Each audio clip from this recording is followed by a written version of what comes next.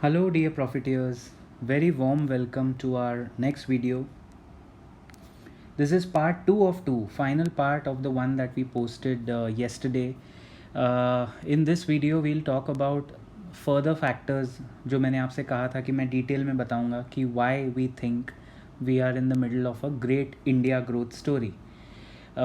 Angel Broking free demat account, the link is there in the description, guys. After watching the video, do have a look at the link and give yourself a Diwali gift, open a free demat account for yourself or your family member.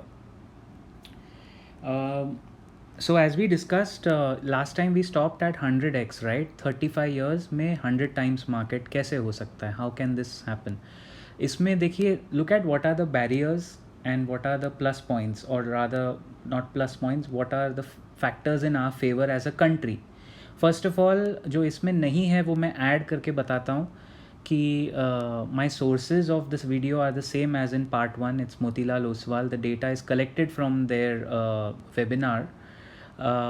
So एक part ये है कि 72% of the world's pharma is distributed, processed and supplied by India.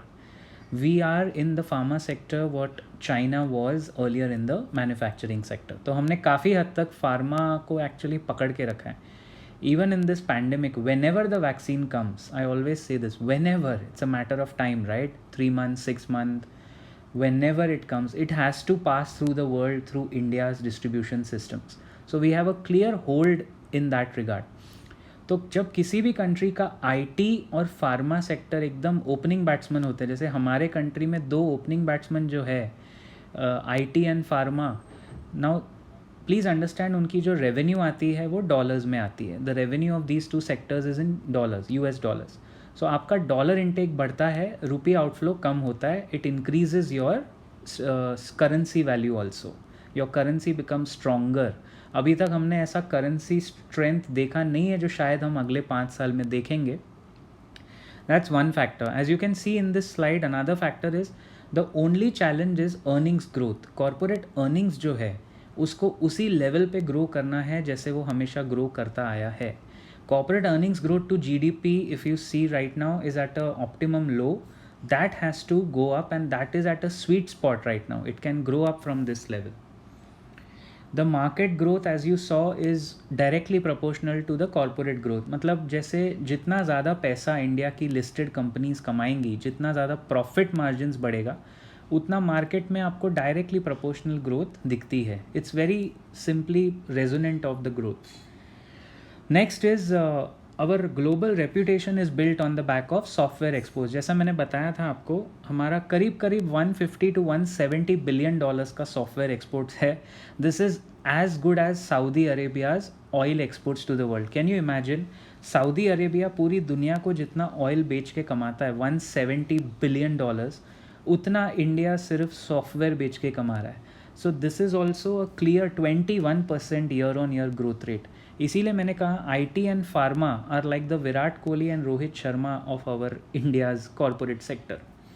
तो ये 2 हमारे पास बहुत मजबूत स्तंभ हैं. We have to capitalise on all these factors. Telecom subscribers, 45 crore smartphones, ये फिगर्स आपको कोई प्लैनेट में दिख सकता है. We are a planet of customers.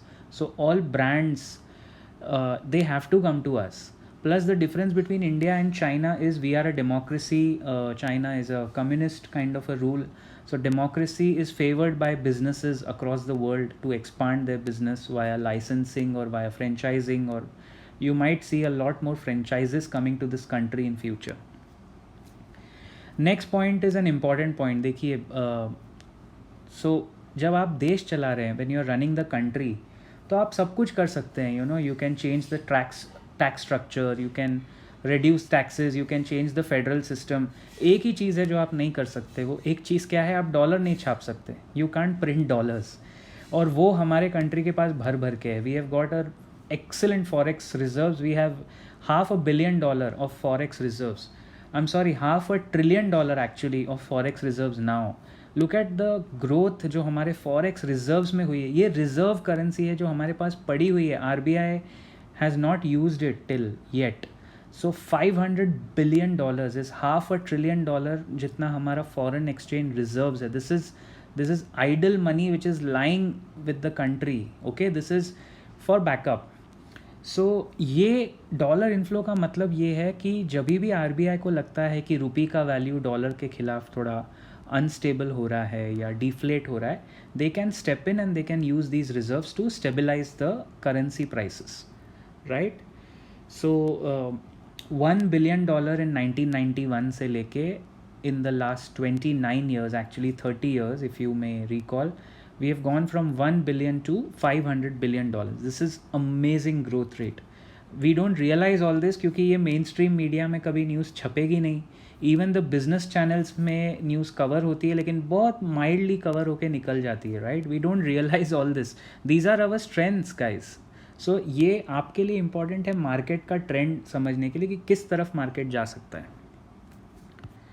So these are the main points I would say, and इसी के साथ this section of the India growth story we would like to end. Please do keep watching our videos for further clarity and keep profiting guys. I'll see you around in the next video.